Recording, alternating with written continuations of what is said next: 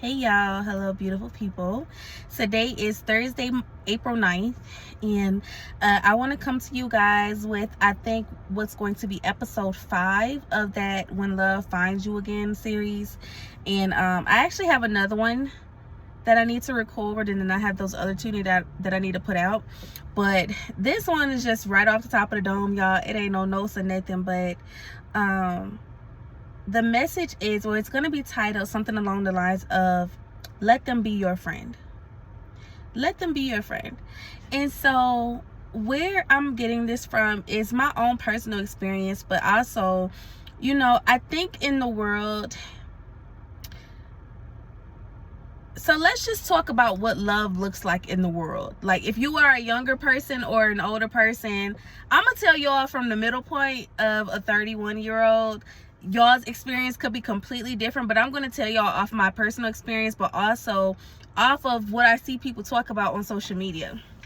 And so I find that we are in a world where a lot of people are hurting from things of their past, whether it be past relationships, whether it be their upbringing, whether it be times or moments where they feel like they failed. Whatever the situation is, people are hurting. And so more people opt for a more surface level or sexual based relationship. They don't really want to get into the nitty gritty of what love calls for, because love itself is a very, very, very vulnerable act. To love somebody is very vulnerable, and to love somebody after you have been hurt is more vulnerable. And to continue looking for love and wanting love after you have been hurt multiple times, you fearless and you bold.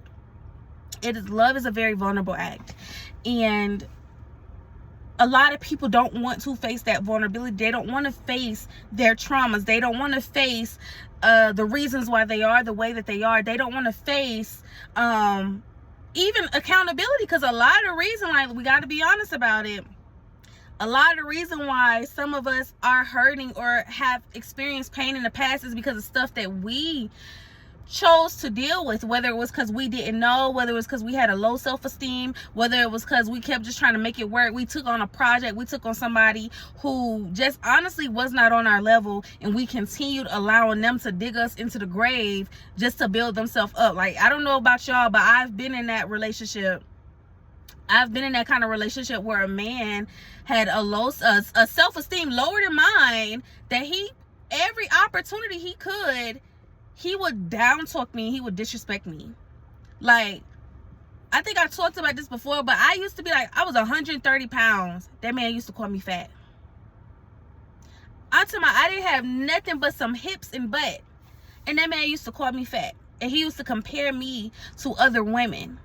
That was because he had a low self-esteem, and he did everything that he could. Whole time he actually likes bigger women. This is my ex from when I was a freshman at Georgia State. He actually, every girl he ever cheated on me with was a bigger girl. A girl that was bigger than me. But he would call me fat. And I would starve myself. I would walk around with my stomach sucked in around him. And I just did whatever I could to be accepted by him. Somebody who was not even on my level. But because I had a low self-esteem, I accepted that. I have to deal, like, I have to be accountable about that. As much as I can say that was an abusive relationship, I have to be accountable, and I have to be able to look back and say, he wasn't on my level. And also, I made the choice that I made to deal with him because I did not love myself. Had I loved myself, we wouldn't have been there. The way that I feel about myself now, that man cannot even breathe the same air as me. I'm telling you, he cannot be in my space. Because I feel too good about myself. I think I'm the baddest thing walking. And I talked to y'all before about that. And when I say the baddest thing walking, I'm not even talking about my looks. I'm talking about my personality and my spirit and my love for people. Because years ago, I used to be the complete opposite.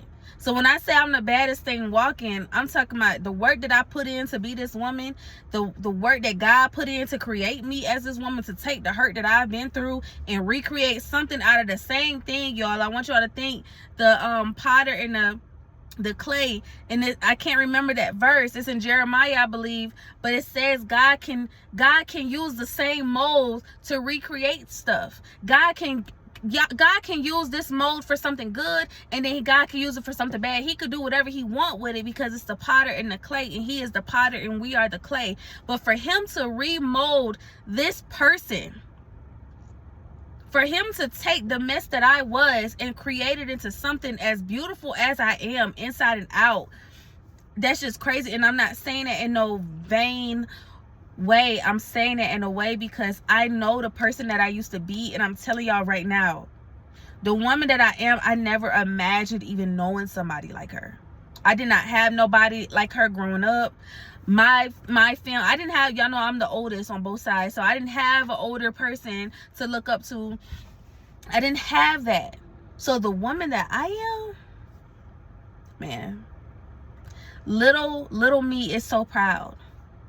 Little me probably can't even contain herself, because I thought I was gonna be mean my whole life.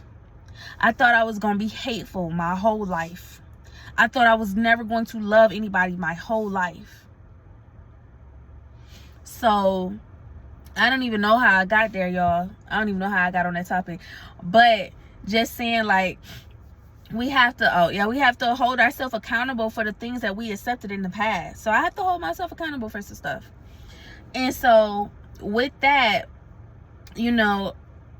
take that time to heal and really understand yourself instead, because I feel like a lot of people, and me included, we be rushing into these relationships just because we like somebody. If you're somebody like me, y'all, in my whole entire life, I've probably liked 6 guys. Like, I'm talking about from high school to now, I've probably only liked 6 people, 6 men. And I'm talking about, when I say like, I'm talking about men that I actually like wanted to be with and stuff. I've talked to guys, I've dated guys, but men that I actually wanted to be with is probably 6 of them.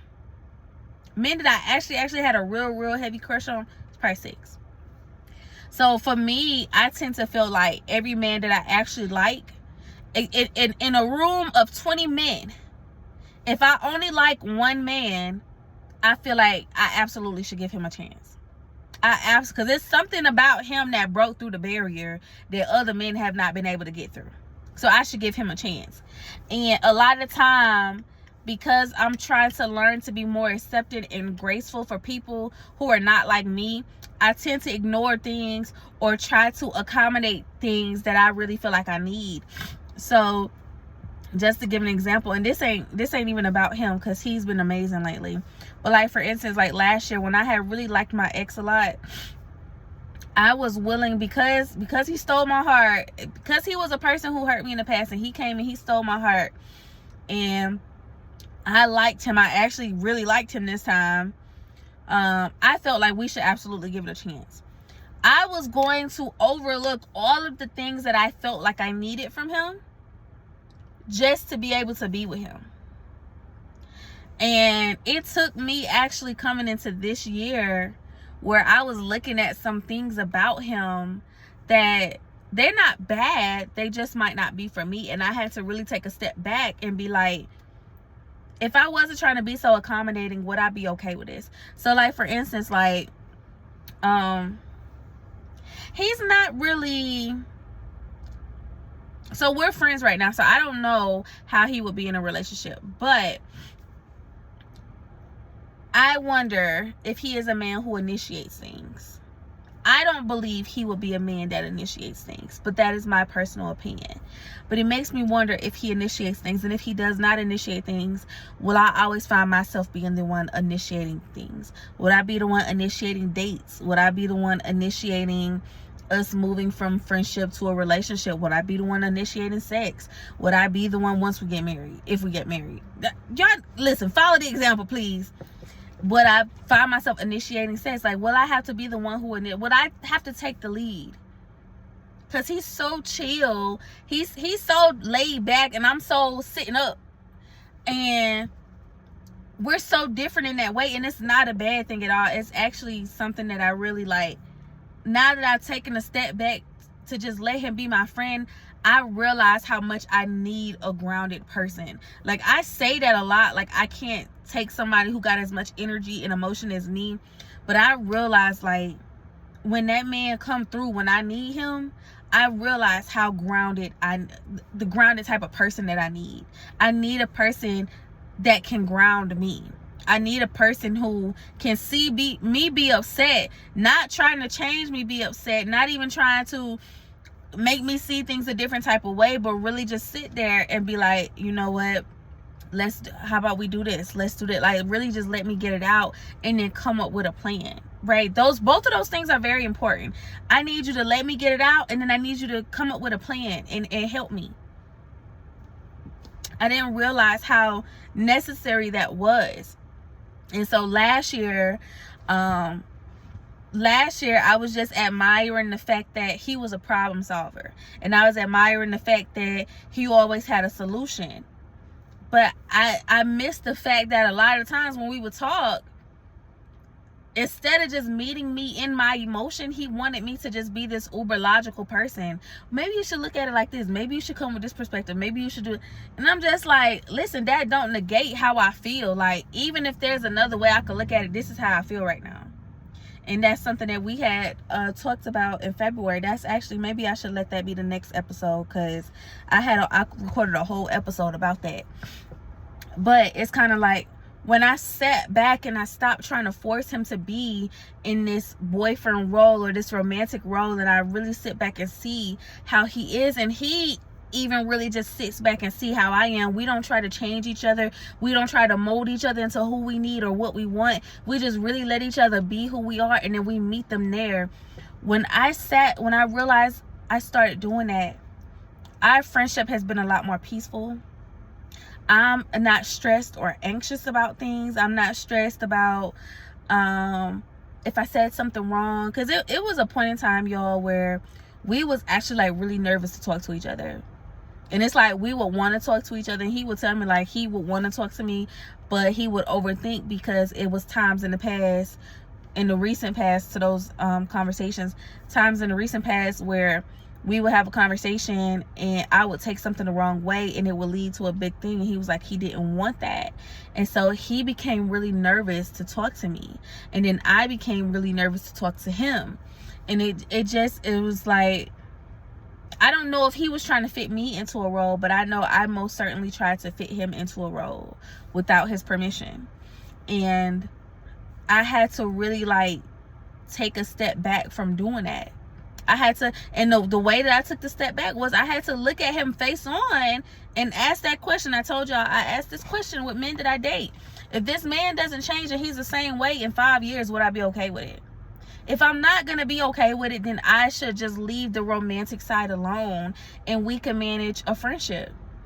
But don't try to make him into what I want him to be. Don't try to change him. This man has been this way for 32 years. It's not going to be that easy for him to change, even if he really, really wanted to. This stuff is embedded in him, and it's going to take work for him to make whatever transition that he wants to make. But it has to be on him. It has to be because he wants to do it. So, I just realized, and then also I realized like how much of the things that I thought I needed, even when he don't do it, like when he show up in the way that he could show up. So for instance, he might not be a person who initiates, but I promise you, I lie to you not, if I call him right now, he gonna answer. If he don't answer, he gonna text me. He say, hey, I'm doing this, are you okay? I'm doing this, is everything okay? If I tell him something's up, he's gonna call back.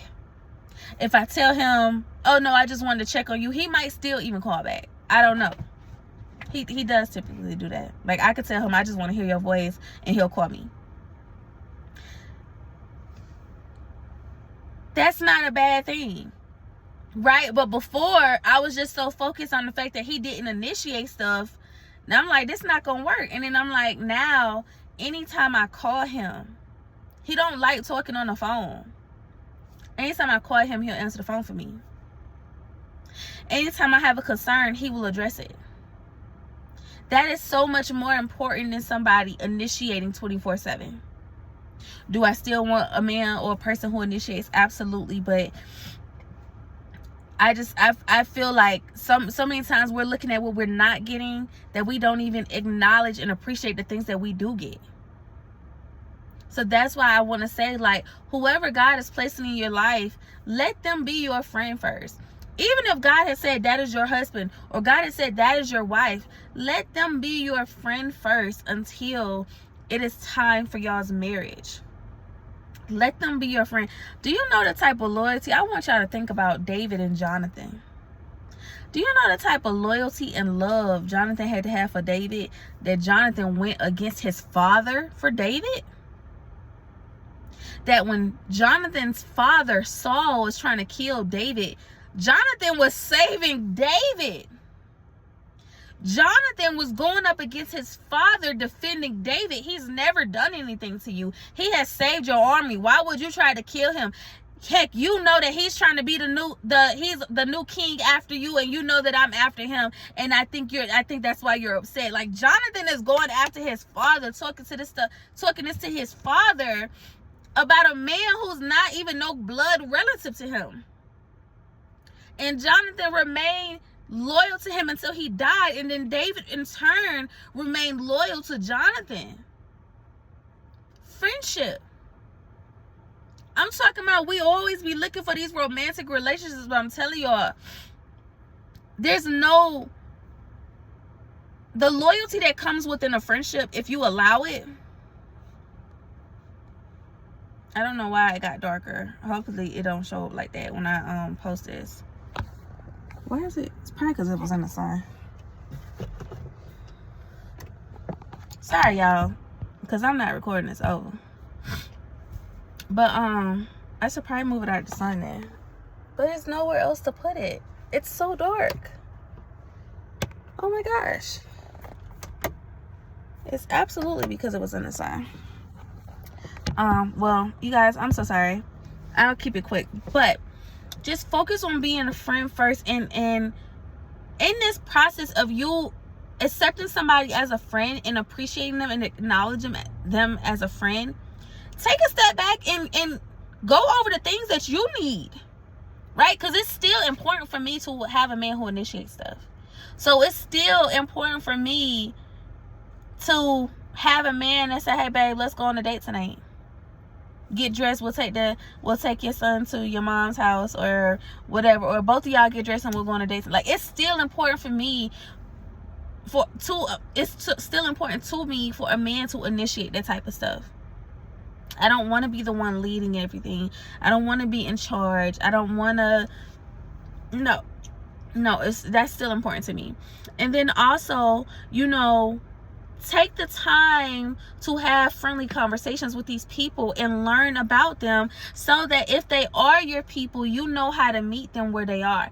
My ex, he knows that I'm a very emotional person, and he no longer tries to change that. He accepts it, and he accepts it to the point that he understands, because we had this conversation before, his friendship with me is a little bit more high maintenance because I require a little bit more emotional, I don't know what to call it, but he's able to provide that for me. He doesn't have to, but he chooses to do so. And it's like,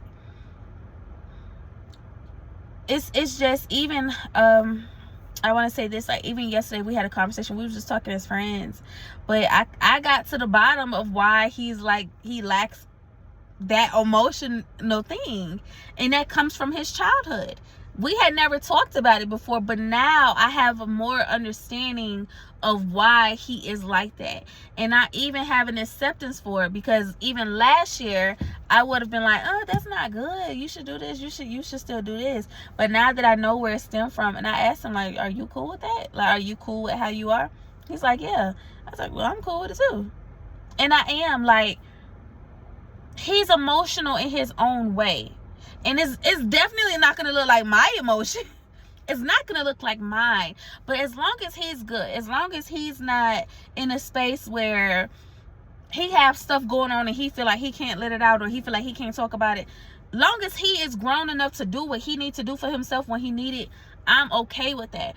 But last year I wasn't okay with that, because I was trying to make him be something that fit me and fit what I thought an emotional man or an emotionally intelligent man was gonna look like. But I had to sit back, and fortunately I value our friendship too much to just dispose of him just because because I didn't see him in a romantic sense anymore. Like, when I started looking at him and really like being like, I don't know if I could deal with this. Initially, I did kind of feel like, well, I don't know, maybe I shouldn't be friends with him. But I'm like, he's so much more to me than just somebody that I could be with. Like, we have a genuine friendship. I'm not going to dispose of him because he don't fit what I want.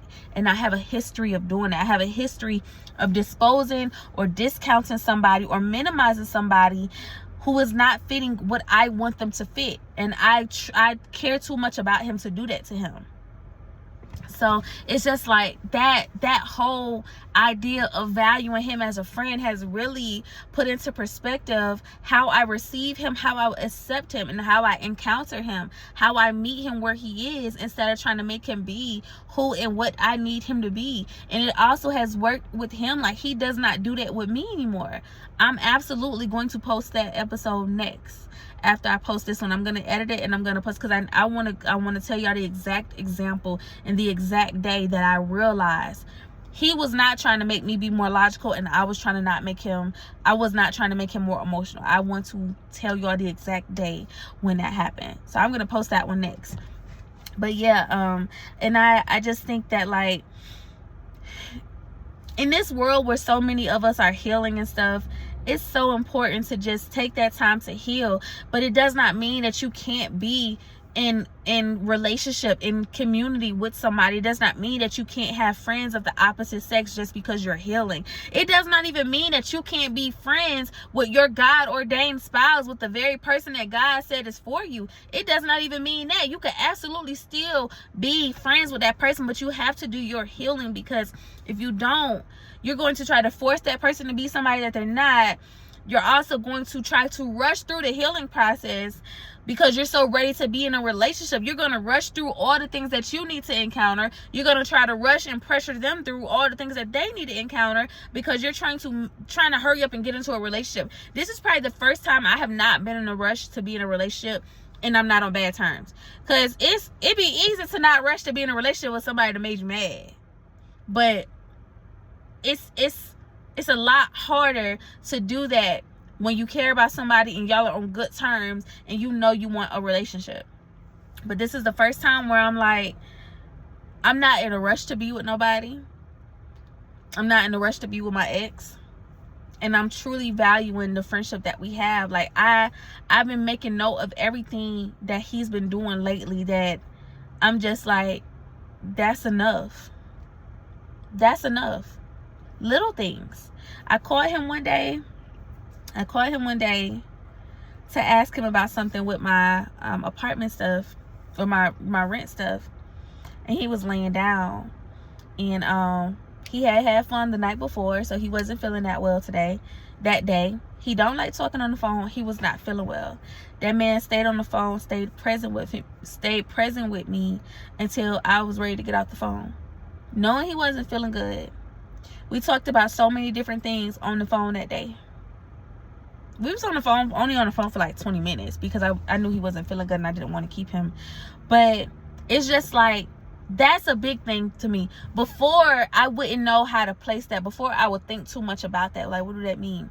Now, I'm just appreciating that was a good friend move. I appreciate that. I appreciate that you wasn't feeling good and you don't like talking on the phone, but I called you about something and you answered for me. He answered on the first ring. I don't even think it finished ringing the whole first time. It rang one time. I don't think it finished ringing before he answered. And he stayed on the phone. He answered every question. I asked him about moving. I asked him how I should sell my stuff. I asked him about getting a trailer. I asked him about a letter that I was writing to my leasing agent. We started talking about something from his childhood. Like, he stayed present. And old me would feel like that's not enough because he didn't call me. He didn't text me first. I called him first. I've called him first 3 times in a row. The man don't like talking on the phone, y'all.